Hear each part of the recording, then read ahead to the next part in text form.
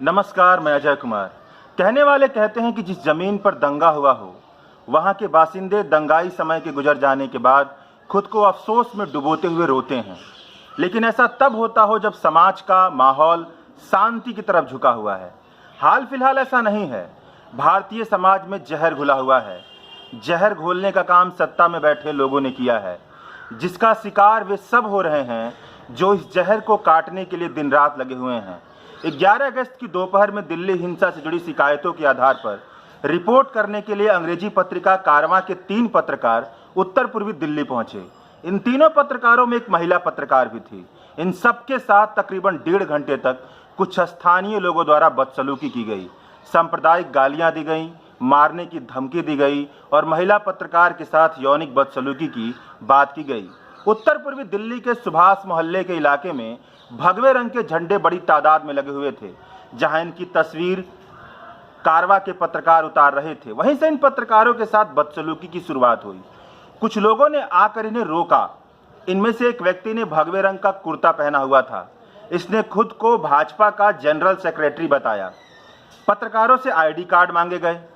जब पत्रकार साहिद तंत्र ने अपना नाम बताया तो साहिद तंत्र को मुसली समझकर भीड़ मारने उमड़ पड़ी। भीड़ से बचाने की कोशिश में जब कारवां की महिला पत्रकार बीच में आई तो उनके साथ यौनिक बदसलूकी हुई। इस दुर्घटना के बाद पत्रकारों ने पुलिस से शिकायत की। महिला पत्रकार ने पुलिस से शिकायत करने के दौरान बताया कि जब मैंने अपने साथियों को बचाने के लिए भीड़ से गुहार लगाई तो उसी भीड़ में से हाथ में राखी बांधा हुआ एक शख्स सामने आया और उसने मेरे कपड़े को पकड़ते हुए मुझे अंदर खींचने की कोशिश की। वह भागकर नज़दीक में रखे एक पत्थर के टुकड़े पर बैठ गई। वह खुद को शांत कर रही थी। तभी अचानक तकरीबन 20 साल का एक लड़का आकर मेरी तस्वीर और वीडियो लेने लगा और कहने लगा कि दिखाओ दिखाओ।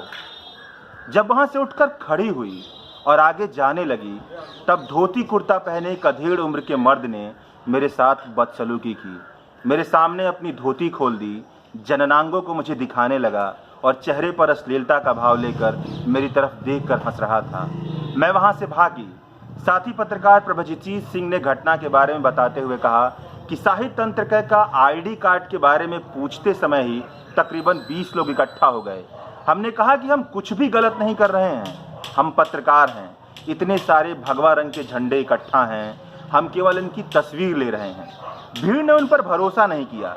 भगवा रंग का कुर्ता पहने उस शख्स ने कहा कि तुम्हारी तरफ फटीचर पत्रकार बहुत देखे हैं। मैं भाजपा का जनरल सेक्रेटरी हूँ, हमारा कुछ भी बिगाड़ नहीं सकते तुम। साहिद तंत्र ने अपने साथ हुई बदसलूकी के बारे में थाने में शिकायत करते हुए बताया कि उस भगवे रंग के शख्स ने आईडी कार्ड देखते हुए कहा कि तू तो मुल्ला है। वह शख्स दूसरे लोगों को बुलाने में लगा। कुछ मिनट में भीड़ 20 से 50 में तब्दील हो गई। तकरीबन 90 मिनट तक भीड़ मेरे और प्रभजीत सिंह के आसपास रही। उन्होंने हमें सांप्रदायिक गालियां दी, हमें थप्पड़ मारा, हमें पैरों से मारा। भीड़ हमारा कैमरा तोड़ने जा रही थी। तब साहिद तंत्र ने कहा कि हम सारे फोटो डिलीट कर देंगे, यहाँ तक कहा कि वह मेमोरी कार्ड निकाल देंगे। लेकिन फिर भी भीड़ नहीं मानी। भीड़ ने हमें पीटा। भीड़ विद्वेष में चिल्ला रही थी और जान से मारने की धमकी दे रही थी।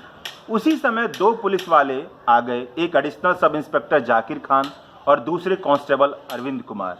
इन लोगों ने भीड़ को शांत कराने की कोशिश की, लेकिन भीड़ फिर भी शांत नहीं हुई। उस भगवे रंग के शख्स ने आसपास की औरतों को बुला लिया। भीड़ उग्र होती चली गई।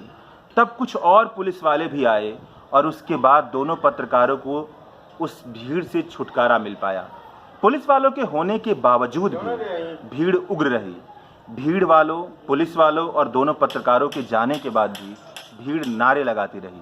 प्रभजीत सिंह ने कहा कि अगर मैं नहीं होता तो पत्रकार साहिद तंत्र की मुस्लिम पहचान की वजह से लिंचिंग हो जाती।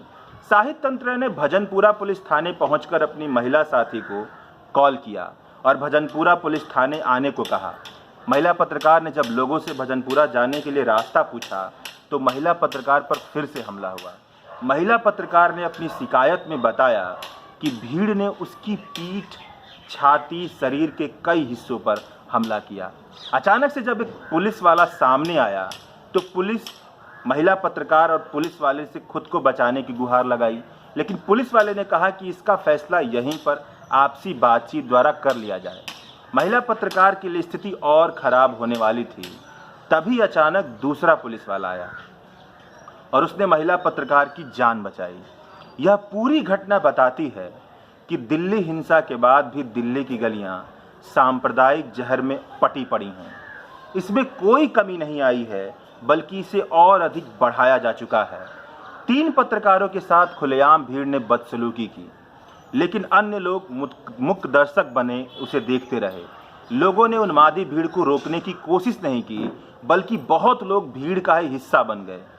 कारवां के संपादक हरतोष सिंह बाल सही कहते हैं कि हिंदुत्ववादियों की भीड़ ने यह हमला इसलिए किया क्योंकि वे सोचते हैं कि मौजूदा हालत में वे सुरक्षित रहेंगे, चाहे वे कुछ भी करें। इन लोगों से पूछना चाहिए कि आखिरकार 3 पत्रकार अगर अपना काम कर रहे थे तो क्या गलत कर रहे थे? क्या दंगों का सच बाहर नहीं आना चाहिए? अगर दंगों का सच बाहर आने से हिंदू उन्माद में बहे लोग भीड़ बनकर हमला कर रहे हैं, तो क्यों नहीं कहा जाए कि हिंदुत्व का रंग नहीं फैल रहा, बल्कि हिंदुत्व का जहर फैल रहा है। इस संदर्भ में वरिष्ठ पत्रकार रवीश कुमार ने सही कहते हैं कि जनता होती हमारे देश में तो पूछती, लेकिन अफसोस की बात है कि हमारे देश में जनता ही नहीं है। शुक्रिया।